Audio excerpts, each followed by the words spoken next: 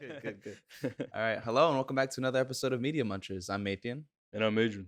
And today we got a lot to talk about. Superman and Lois, as most people know, went on a hiatus of sorts because there was a COVID in the family. And they're finally back as of a few weeks ago. But we just, we had our own little hiatus. And now we're ready to talk about the last episode that we left off on. So Superman and Lois episode 6, I believe. Broken Trust, it's called. Yep. And well, let's just get into that, Big A. Sweet.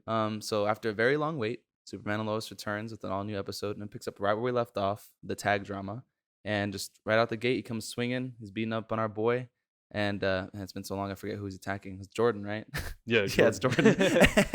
It's Jordan, and then the older brother's John. That's right. There we go. So, yeah, he's giving it to him good. I honestly thought for a second Jordan might fight back, but I guess he was just so taken aback that he was like, nah, we just call him dad. And so that's what happens. Superman shows up to interrupt the fight. And then he starts taking off like an old Smallville version of the Flash, just like running real quick. And it's weird to see a speedster without like lightning coming out of them. Yeah.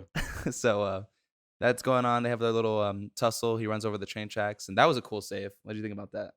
Oh, how he went over and he like laser beamed the bars back into place. I mean, I understand it was a TV show, so budget was kind of low. Listen, that's why they do these things at night, Big A, so you don't see the shoddy CGI. Yeah, that's true. But listen, I wasn't paying attention to that. I was immersed in the story, Big Apple. At some point, a superhero always has to save a train. That's true. Yeah. I know. I just thought laser beams were fun to look at. That's all. Anyway, yeah, he speeds away. There's no choice to stop and catch the train, all that good stuff. Tag gets away. Yeah. And we're back on the Kent farm, and General Sam Lane's all like, yeah, we got all our boys on him. We're looking for him.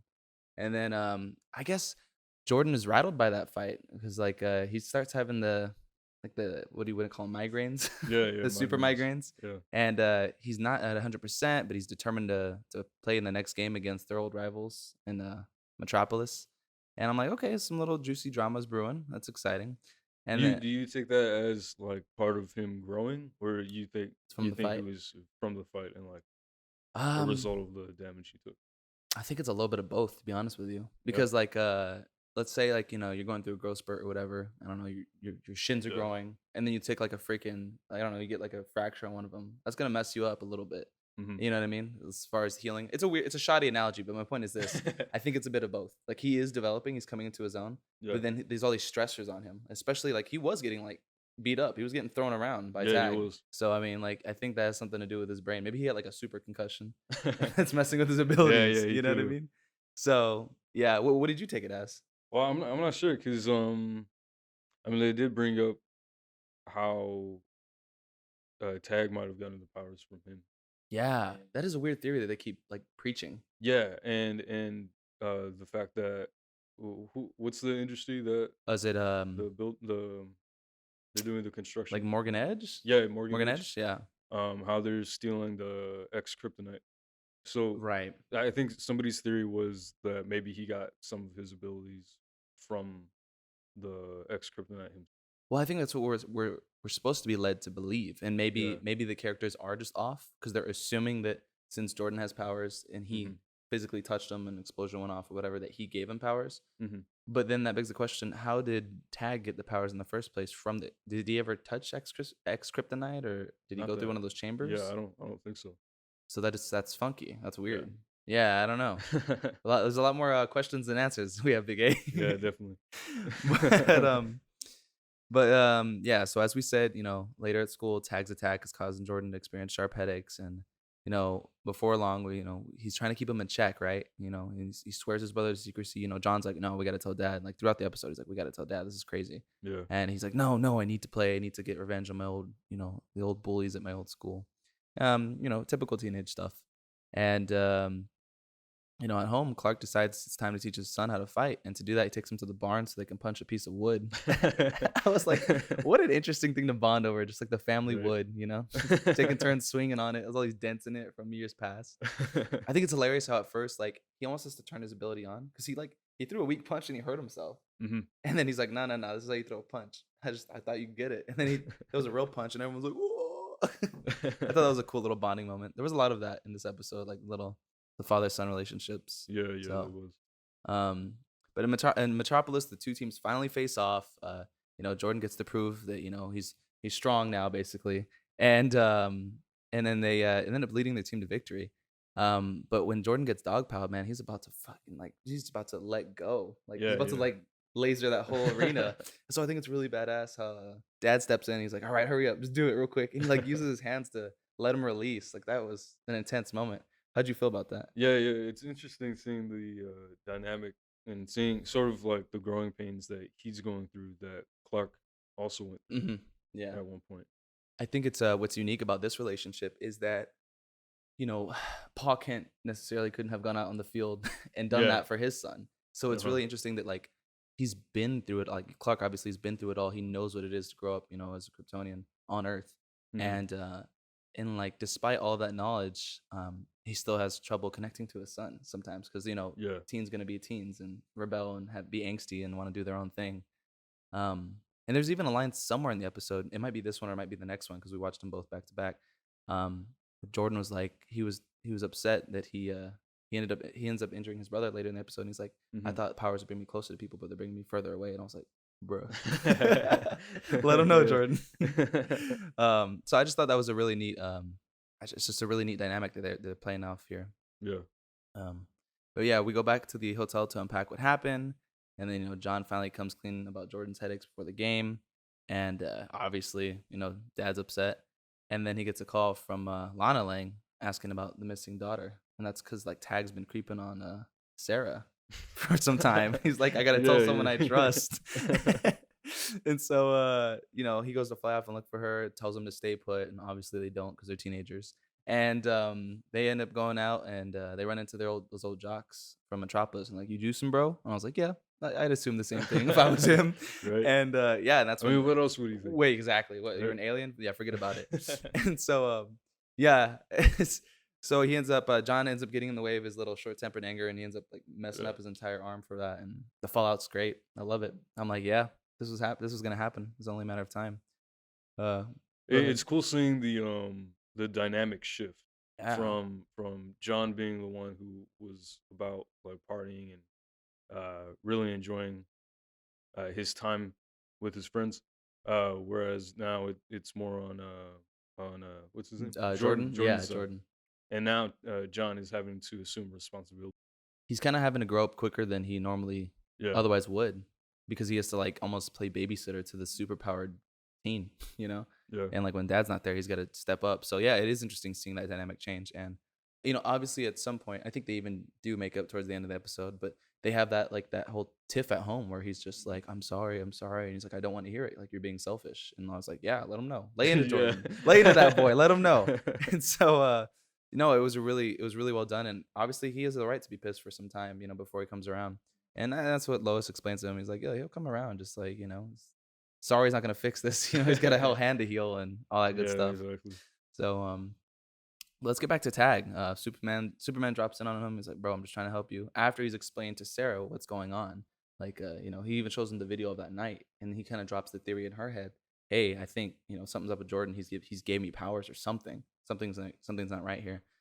And so they open fire and Tag, and Soups gets in the way, and then surprise, surprise, a kryptonite bullet comes and like, takes him down. I was like, oh, let's see Soups get mad. And sure Yeah, enough, I see a glimmer of injustice Soups come out, and I was like, let's go. yeah. And yeah, he pulls it out, he shuts them all up, and he's like, stand down, boys. He was ready to tear them all a new Yeah. one. That was a good scene. How did you feel about that scene? Yeah, I thought it was funny that they kind of intentionally put that scene in Hmm. just to show how he handles his aggression versus how Jordan does. Jordan did. Yeah. Yeah. I didn't realize how much that scene would play into the later episodes. Just good writing. How he was like, yeah, I even had a moment today. It's like I pack it down. There's plenty of times I want to cut loose, but like I gotta chill. I gotta take a breath. And I was like, wow, that's cool. So but anyway, so going on into let's see. I think we haven't yeah, we gotta talk about Lois, man. So she's getting her investigator on, and I think is this the episode? Let me see. Yeah, where she starts going to Luther and they start working together. So it says here, boom, bada bing. Yeah, so this is the episode where they pose as security inspectors, and Luther turns that charm on real quick, and he's like able to just like finesse his way through the caves, and they find Yeah. what they're looking for, bro. Like he has all this high tech stuff. Like he's straight up Indiana Jones. Lois Yeah, is like, he is. this is just some reporter from Reuters. Like, who is this guy? And like, I love how the whole episode, she's always like been sus of him. Like, she's always like filling him out, sizing him up. Like, how does he have this? How does he have that? How's he doing this? Like, who is this guy? There's no way he's just, you know. And Yeah. by the end of it, she was like he even saves them using some freaking like laser gun, as she put it, right? And like from was it from Lana or who's the evil Morgan Edge's little secretary? Yeah, yeah. I don't forget her name, but he saves Leslie Lar, I think. Right? Yeah, there we go, Yeah, Leslie yeah, Lar. there we go.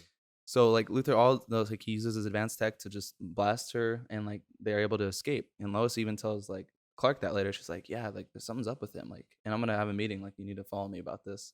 And so anyway, once Lois gets back home, she catches up with Lana after the incident with Tag, and then Sarah tells her mother the teenager somehow got powers because of the Schuster mines, and this alone convinces Lana that Lois might be right about Edge. So now Lana's coming around. I'm like, okay, cool. So like, I thought they were gonna play that out for many episodes, but now everyone's kind of like, no, something's going on. We got to figure it out. And so she agrees to help Lois with the investigation, but keep it a secret. So we have our fallout scene with John. Da da da da da. Everyone's upset. And then the next day, Jordan and Lois are talking on the porch when Jordan breaks down, wishing he didn't have powers, and Lois consoles him, da da da da da. And then at the same moment, Jordan begins to convulse. His powers appear to flare inside his body, and Lois calls Clark, and then boom, it's off to the Fortress of Solitude. So I'm like, wow, what a way to end the episode. Yeah. So I guess we'll come back to that in the next one. But I mean, I think it was like I mean, just overall, I know they had a hiatus, and obviously things were planned well in advance. They had to take a break. They had to take a break. But I Mhm. mean, I think it was a solid episode. They hit the ground running, and like even it ends on like a cliffhanger. It's like boom, boom, boom. Like things are happening. Yeah, it felt like everything moved a lot quicker this time around. Yes, there wasn't like miles of setup. Like no, we're in it. Like this Mhm. is rising action. So it was a really good episode, and I'm looking forward to talking about what happens next time. So Yeah. with that, we'll take a small little break, and we'll get into Loki. All right, and we're back, and this time we're gonna talk about Loki episode 1. It's finally here, Big Apple. Hey, I'm just so excited to talk about it. All right, let's just get into it. So, if I'm not mistaken, Loki episode 1, it opens with straight up just the Avengers. Well, I guess Avengers Endgame, that scene from Avengers 1, Mhm. and it literally picks up right where that movie leaves you off. It's like he grabs the Tesseract, he escapes, boom. Um, honestly, don't even know. I think he teleported to literally another time, didn't he? No, I believe it was just a different place at that Oh, point. it's literally just Yeah, the it desert. was yeah, the desert. Okay. What was Okay. it? Well, it was I don't know exactly where it was. I honestly forget. But the way people were dressed obviously was very traditional, and so like if that's still how they dress today, then obviously it's the present. But I was just like, was this years ago? Like I thought it was only the space stone, the Tesseract. Like Right, you can't move through exactly. time, right? Yeah, yeah, I think it was just the Exactly. So yeah, he like basically crash lands there. He wakes up, and then as soon as he's there, the TVA is on it. Like not even. I mean, for the sake of the plot, he talks to the indigenous people, but I mean, like they're there within a matter of like a minute or two, and they're Mhm. like, "All right, time to go." And he like tries to fight him, and he's just no match. And like that scene where like they knock him to like whatever 20 times less speed, I was like, "All right, Yeah. sweet. Like what else? What do we got going here? Let's do it." And it was cool. Like right out the gate, they're forced to be reckoned with, and he obviously can't overpower them. And it's funny seeing like the whole beginning of the episode. Um, there's obviously a lot of exposition, and we get to that when we get like to the Tara Strong's little clock character, the TVA clock. Mhm. But he's just the whole beginning is just him trying to like suss everything out, and he's just like, I'm the god of mischief. Like you can't overpower me, and like no, he's just getting this whole bureaucratic force is just like Yeah. handing him his own ass. It's just hilarious. Yeah. Um, sheesh. Where are we at? There we go. At some point, when he's getting transported to the TVA, we get a cutaway scene to to the first time we see Mobius. That's his name, right? Agent Yes. Mobius, Mhm. and that's 1549 in France. And he comes across like that bubblegum brand with that little girl who's the witness, and they're just trying to figure things out. We learned that the agents are fluent in like basically every language there is in the timeline. That's pretty cool. Um, and they drop little hints about like the variant's temperament, I guess you could say, because why else would that Loki give a little girl some bubble gum if not just to be nice, or right? I mean, what kind of ulterior motive can you pull out of that? How did you feel about that? I All think the it, time. it would be like a subtle hint, right? Like he's kind of leading them on in a way. It could be that. It could be. But was there another hint left in the next episode? I know we're jumping around here, but because Um, that was in Oklahoma.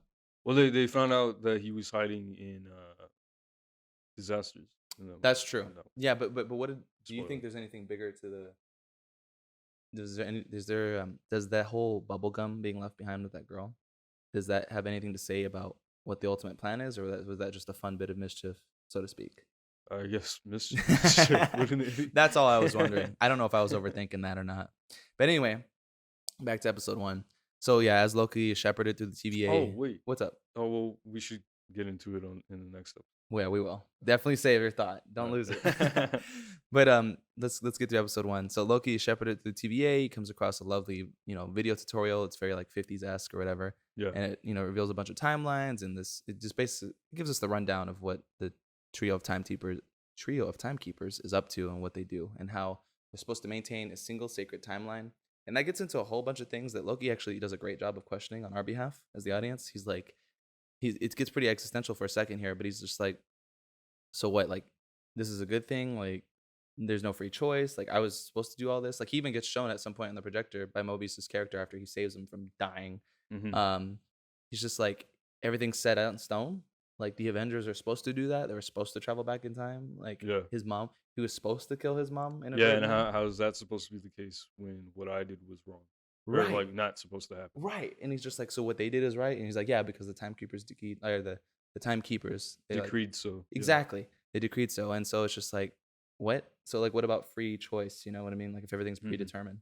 So like, you can see where he's coming from. And I knew from the minute they started catching him up, 2012 Loki, catching him up on like the entire MCU up until now. I knew when they did that, I was like, they're gonna have to show him his future. There's no way. And then like, sure enough, after he escapes and he gets confronted in his personality, he comes back around and he sees, he watches his mom getting killed, I believe, and then he sees how he gets killed, and he's like shook by that. He's like, this can't be real, but he has to believe it. He has no choice but to believe it. Like, it kind of I don't want to say it scares him straight, but it definitely makes him believe like, okay, this place is definitely, I have to take it somewhat seriously. You know what I mean? Yeah, yeah. He realizes he's smaller than what he believes. Than what he believes. And then it's kind of cool how when Mobius finally comes back in, he's almost like broken for a second. He Yeah. he explains like, it's really deep. He like is a whole self-character analysis. He talks about why he does what he does, and he controls people out of fear because he feels small, and like that makes him feel big. And Mhm. it was just it was a really good character study to like to catch us all up on episode 1. And in a way, he does a bunch of personal growth, but in a different way than Yeah. than original timeline Loki did. You know what I mean? So I just found that really interesting. And I also thought that it was really neat that we were talking about earlier with my brother that since this timeline, like this variant, he essentially is in a new timeline, even though he doesn't exist on the original one. And it brings it back to like, well, then how does the original Loki get back at the end of the season? Right? Because that Loki Right, still has yeah. to go and still has to die and still has, like, so where do you have any early theories on that? Or Well, I think what he was what was supposed to happen was he was supposed to be like eliminated, right? right, yeah, Along with his timeline. right. Um Well, not his entire timeline. yeah, You mean yeah. like his personal timeline? Yeah, his personal timeline, the branch that Right. would have shot off Mhm. had they not captured him. Right. But how Um, does he get replaced is my question. Like, do they hit that little reset charge and then everything's fine and a new one spawned, a new old one is spawned? Or like, how do you replace an entire person? oh, I would think at the end of the show, maybe this leads into maybe the destruction of the TVA, and Okay. maybe everything gets dismantled, and that's what opens up the multiverse. The Yeah, multiverse of madness, Big A, yeah. huh? No, that's a good theory because I don't even know if a second season's been announced, but I would imagine if this is a one-off season, then that would Hmm. make sense if it leads into the multiverse of madness and everything gets cracked wide open with Wanda's help. You know what I mean? Yeah. So scam likely. No, thank you. Um, but yeah, that's a good early theory. I have no idea. Let's get back to the end of episode 1. Doom doom doom. They explain more about Nexus events and how like Wanda technically was one of them. No. Yeah, Um, she was an Nexus being, I think, is what they exactly. described her as. Exactly. And so it's very interesting that the timekeepers didn't do anything about that. But I guess that was always meant to happen. Yeah, I guess. um but anyway, so Mobius and Loki, their whole relationship develops. Let's drop some good quotes. So we talked about why, Mobius asks Loki why he wants to make others submit to his will. And Loki drops this line: "The first and most oppressive lie ever uttered was the song of freedom. For nearly every living thing, a choice breeds shame, uncertainty, and regret. There's a fork in every road, yet the wrong path always taken." Anyway, so Loki basically says, he knows that the TVA is no better than he is, and he's no better than they are, and he really views them as villains, I think, because he's like, you're just determining everyone's like future. There's no free choice, and he's not down with that basically. And Right. Yeah. he's even convinced. I don't know if this is the plan later on. Loki's even convinced that he's gonna overthrow the TVA. I Hmm. don't know how much of him believes that, and how much of that is a front. I don't know. Yeah. What do you think? I don't know. I took that as it possibly being sort of a ploy for him to reel in the alternate Loki. Right, right, right. And now we're bleeding Where into yeah. episode 2 stuff, but I just thought that was interesting that Hmm. he's you still don't exactly because at least I thought when I saw episode 1, it's like, wow, he's done all this character growth. He's probably going to work with them so he can seek an audience with the time lizards. Hmm. And but then he kind of switches up by the end of the episode. Like, yeah, he Yeah. agrees to work with them, but he's still always on his own team, which is, Hmm. natural for Loki. But I really wonder where his true alliance lies. And ultimately, we know it's to himself. He's always going to try and better himself, but like, I don't know at what cost. You Yeah. know what I mean? Yeah. I see this playing out as maybe him sort of just feeling out which one's gonna work out best for him. Yeah, which one's Yeah. most profitable to him, basically. Yeah, yeah, yeah, for sure, for sure. Another funny moment I just wanted to touch on. It was hilarious when he was doing his little TVA escape montage or whatever, Yeah. and he goes and he opens the drawer to get the tesseract, and there's just a bunch of Infinity Stones laying there. Yeah. Honestly, he was like, "What?" Like they're all paperweights, and he still takes the tesseract, and it doesn't work, and neither do his powers, which Yeah. is really interesting. So like they really are outside the main continuity. Like they're Hmm. somewhere else. They're in like the Phantom Zone, so to speak, or something. Yeah. Like, Yeah. It seems like they're like outside of time. yeah, Like, yeah, yeah. especially since time moves differently. You Hmm. know what I mean in the TVA. So that was really interesting, and I'm curious to see how they play with that. Because honestly, whether it's one season or 100, which I doubt, uh, he could spend entire lifetimes in there, and Yeah. then it could only be in the main timeline a few days, few seconds, who knows? You know what I mean? They can really send him back almost whenever. You know what I mean? Especially since Asgardians are so long lived. Yeah. Yeah. You That's know what I true. mean? So that's gonna be real interesting. But overall, it was a great first episode. There was tons of Easter eggs and stuff that I just don't have the patience to write down. But but there Yeah. was a lot of good stuff in it. Do you have any final thoughts on episode 1? No, that was about Yep, sounds good. it. I guess we'll move on to A Quiet Place then. I actually don't even have any notes written because everything I could say I can pretty much just spitball. What about you? Okay. Yeah. Yeah. Okay. Cool. I'm good. He's like, that's how I That's always what I've operate. been That's what doing. I always do. I always operate. Um, so A Quiet Place, it came out a couple years ago, 2018, if I'm not mistaken, right? Yeah, I believe so. Yeah. All right, so A Quiet Place came out 2018. I'm not a horror movie guy in general, even though like you can argue this is more of a thriller with dramatic or horror elements in it. And that's kind of why I skipped it the first time. I like my sleep and I don't like nightmares. Yeah. Kind of a wuss that way. But no, I watched it knowing full well that the second one was coming out, and I got to say, to me, my first impression of the movie as a whole, it was really, I like to describe it as uh, kind of a short film slash passion project of someone who happens to be an A-lister. You know what I mean? Hmm. Because I was like, it was very self-contained. They didn't give you too much exposition, which was a complaint of my little brother and my stepdad.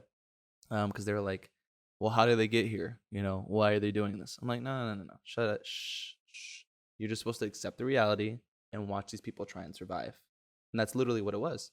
It was an hour and a half. A little slow at times, but it's okay because they were like really. They showed the beginning. They showed what happened to his youngest son, I believe. And the family. You're just supposed to take in. They have to be really quiet. Monsters will get you if you make too much noise, and this is how they live, and this is all the drama that came with it. Um, that being said, are you a big horror movie guy? Or you watch anything? Yeah, yeah. I watch just about anything. So Okay, so like when you first saw it, yeah. how did it sit with you, the movie as a whole? I thought it was great. It felt really simple Hmm. in its story and where it was going. Right, Um, and it felt grounded, even though it was in a big world. right, Yeah. right. Because I There were mean, you could write a yeah. billion different stories based on that premise alone, a billion different Hmm. families, whatever. Yeah, exactly. Which I think they might be planning on doing. Yeah, they easily could. Easily. Yeah. Um, that being said, uh, I thought there was a lot of neat things that were well thought out. Especially Mhm. like the whole if you live in a world where you really can't afford sound. I thought it was a nice touch how someone who's, desperately wants to just even speak at this volume found a Mhm. place like the waterfall, and that's his little sanctuary. Right, right. Because if you're quieter than the loudest thing next to you that's a constant sound, you're safe. And they screamed into the waterfall. It was a beautiful little father son moment. Mhm. And he was really setting the kids up, teenage angst aside with a daughter, to for success, to just survive in the world and thrive. Yeah. And so the fact that they had all these systems in place, like they had the light system, that was really neat. Where like it turned red, code red, and like Mhm. they knew like without hearing anything, they saw it and they're like, mom needs help, someone at the house needs help. Right, right. There was a lot of cool survival things like that, just sprinkled throughout the movie that I was like, wow, this is pretty well thought out. This is awesome. I believed it. Um, overall, it wasn't like a bam splash, like Michael Bay explosion kind of movie, obviously. Mhm. But as far as the character moments, like the sequences, they were all like, oh wow, like Yeah, they were really well constructed, and I yes, love the CGI of the monsters because if you look and you pay attention to the background as they're chasing down the characters, you can really follow like what they're doing, and oh it's like really how detailed. they think and like Yeah, it and was like here. the like, and it really shows in the second movie as well, Hmm. which we'll get into later. But as they're like chasing down a bunch of people, they go after the exact people that are making the No, noises. it's Yeah, exactly. It's very like yeah, it's very like deliberate and intricate. like Yeah. laser focused. Yeah, Hmm. yeah, yeah. No, I appreciate that detail. I really do. I think it's funny how they don't. I don't want to say they play fast and loose, but it's kind of convenient how only one or two at the most ever shows up. But I'm like, how many of these creatures are there? Like, if there Yeah. was a loud enough noise, like when the fireworks went off, I was like, I think 30 would show up and like wreck your entire place. Like, there's Yeah. no way. But that little gripe aside, no, it was really detailed, and I liked how I don't even think they had eyes. It was just like a bunch Hmm. of like ears and like really Yeah. deep Essentially, canals, that's exactly what their head was. It was just like a network of a ears. network of ears and a mouth. It was crazy. But yeah, I thought it was a solid movie, and I was really curious to see what the second one would bring, which we'll get into, because I was like, and I actually had a theory. We'll talk about it again in the second one, but I was like, where could they go from here? I was like, because John Krasinski, he died. Like, they're not gonna bring him back magically. You know what I mean? Yeah. So without spoiling anything, we'll get into the second one later. But I was like, it was a solid like self-contained movie. I was like, Hmm. awesome. I got kind of like a um Blair Witch vibes from it in the sense that like it's just that world. This was what happened. That's it. Yeah. Nothing more, nothing less. Yeah. Yeah. So I was like, solid. I enjoyed it. Yeah. What about you, Big A? Yeah. Overall, I had a really good time watching it, Heck yeah, Big A. All right. That concludes our podcast for today. As always, for Media Munchers, I'm Mathian. and I'm edging. We'll see you next time.